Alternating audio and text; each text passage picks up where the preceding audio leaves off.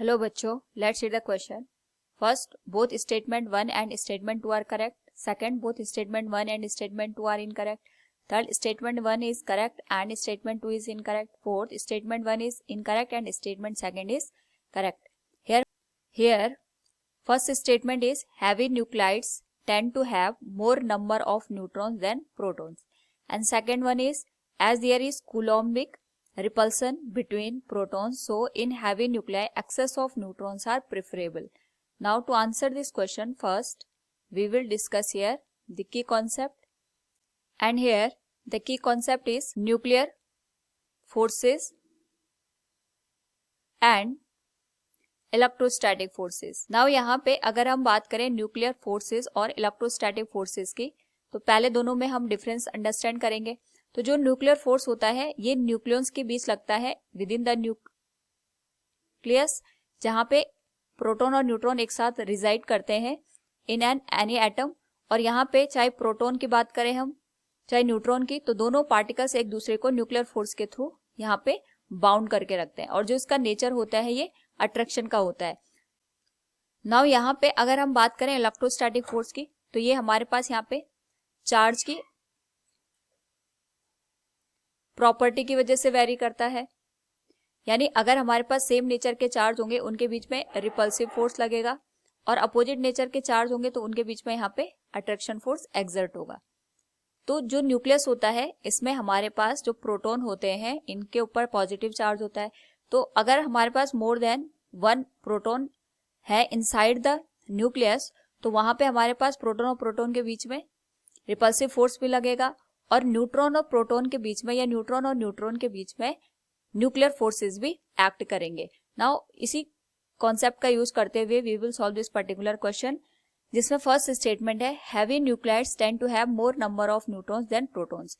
तो सपोज ये हमारे पास यहाँ पे न्यूक्लियस है, प्रोटॉन और न्यूट्रॉन दोनों ही प्रेजेंट है.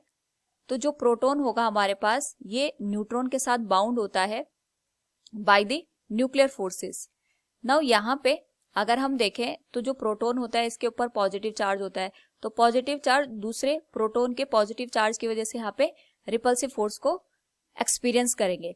नाउ यहाँ पे जो न्यूक्लियर फोर्सेस होता है इसका जो नेचर होता है ये अट्रैक्शन का होता है, और यहाँ पे जो चार्ज की वजह से फोर्स एग्जिस्ट करता है जिसको हम यहाँ पे इलेक्ट्रोस्टैटिक फोर्स का नाम देते हैं, इसकी वजह से यहाँ पे रिपल्सिव फोर्स एक्ट करता है. नाउ अगर हम यहाँ पे ये मान के चलें कि नंबर ऑफ प्रोटॉन्स बहुत ज्यादा हो गए as compare to the neutron, तो उस केस में हमारे पास जो रिपल्सिव फोर्स हो जाएगा उसका अमाउंट बहुत ज्यादा बढ़ जाएगा.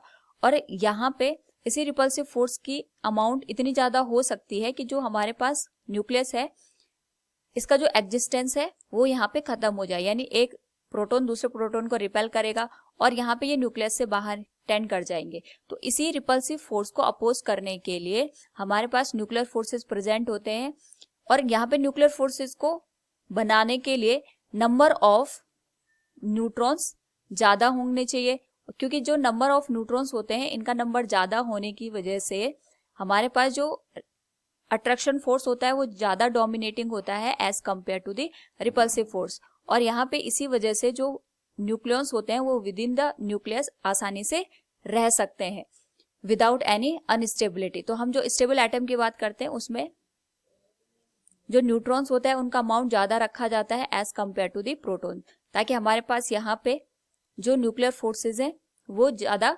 डोमिनेटिंग हो as compare to the repulsive electrostatic forces. So from the given question हमारे पास जो फर्स्ट स्टेटमेंट था that was heavy nuclides tends to have more number of neutrons than protons. It is correct one.